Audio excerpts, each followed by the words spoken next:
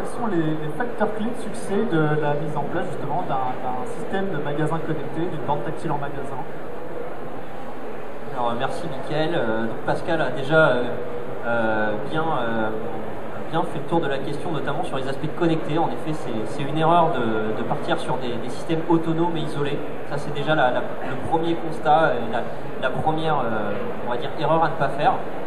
L'un des deuxièmes facteurs clés de succès, c'est l'adhésion des vendeurs, l'adhésion des équipes de vente sur le terrain. Mettre une borne en magasin qui soit uniquement un site internet, qui ne soit pas pensé pour les vendeurs, ou en tout cas dans leur méthode, c'est un outil qui risque de prendre la poussière et de finir au placard. C'est absolument pas le but. Il faut un outil qui les aide et dont eux-mêmes en sont convaincus. Ça favorisera le succès, la démocratisation en tout cas du projet vis-à-vis des clients. Vos clients utiliseront d'autant plus les bornes que les vendeurs les aident à les utiliser et qu'ils leur montrent tout ce qui est possible de faire avec les bornes. Un des deuxièmes facteurs clés de succès, c'est de se lancer, dans des projets pilotes. Le coût du matériel et on va dire du merchandising n'est plus un frein. Aujourd'hui, on est sur du matériel qui a considérablement chuté en termes de prix sur les écrans tactiles et notamment multi-touch. Là, ici, sur un déploiement, on va plutôt parler de la qualité du merchandising et du déploiement.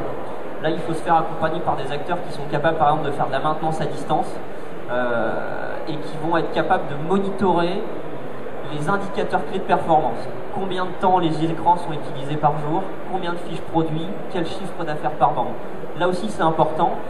Un projet pilote, c'est une étape, mais passer l'étape du déploiement, c'est là qu'on a besoin d'une plateforme industrielle avec maintenance à distance,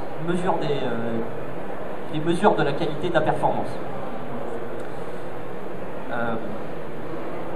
Là, un exemple, par exemple, chez Milonga, sur la période de Noël, on a eu sur un magasin jusqu'à 600 fiches produits consultées par semaine. Donc surtout sur des périodes d'affluence comme le samedi, où là les vendeurs sont complètement dépassés par l'afflux des clients qui sont au magasin et les bornes sont saturées du matin jusqu'au soir.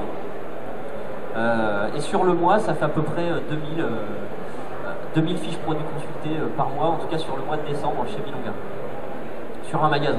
Voilà.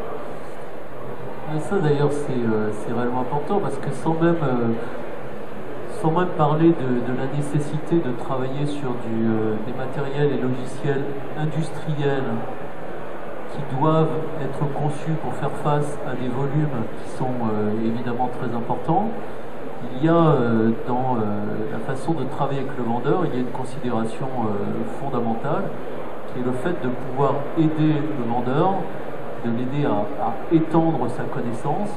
Et très nombreux sont les exemples où finalement les vendeurs n'ont pas la capacité humaine d'avoir en tête toutes les caractéristiques de toutes les références qui sont proposées à la vente. Surtout lorsque ces vendeurs sont des vendeurs qui ne sont pas spécialisés ou que ce sont des vendeurs qui sont amenés à proposer vos produits parmi d'autres produits dans un contexte de point de vente qui ne vous appartient pas en propre.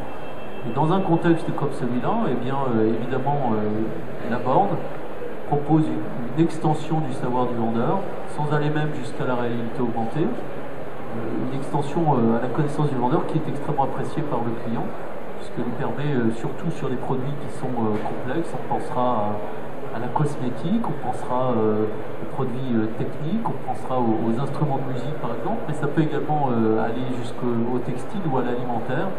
Si vous faites attention au label bio par exemple sur les aliments que vous consommez, eh bien vous allez vous attacher aux caractéristiques techniques des produits.